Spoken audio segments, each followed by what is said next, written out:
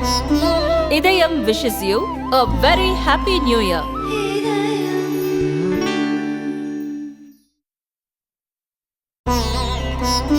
இதயம் wishes you a very happy new year.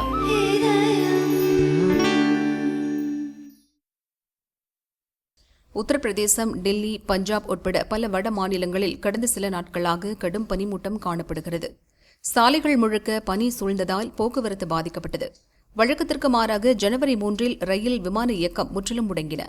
தொடர்ந்து 2வது நாளாக இன்றும் எதிரே இருப்பது கண்ணுக்கு தெரியாத அளவு அடர் பனிமூட்டம் காணப்படுகிறது. 100 அடியை தாண்டி என்ன இருக்கிறது என்பது மொத்தமாக தெரியாத நிலை நிலவுகிறது.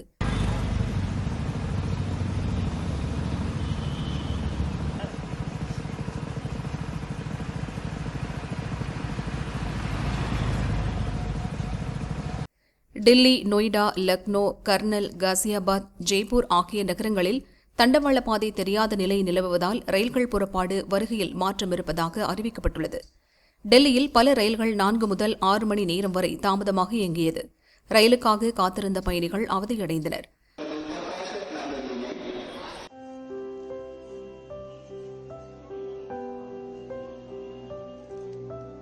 பஞ்சாப் மாநிலம் அமிர்தசரஸ், அட்டாரி, வாகா எல்லையில் BSF வீரர்கள் அடர்ந்த மூடுபனி மற்றும் குளிருக்கு மத்தியில் தொடர்ந்து ரோந்து பணியில் ஈடுபட்டனர்.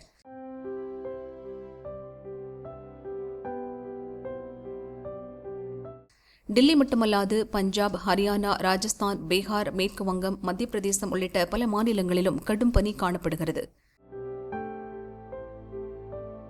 கடும் பனிப்பொழிவினால் விமான ஓடுபாதை மூடியபடி காணப்பட்டதால் டில்லியில் விமான இயக்கம் பாதிக்கப்பட்டது. 250க்கும் அதிகமான விமானங்கள் தாமதமாக இயக்கப்பட்டது.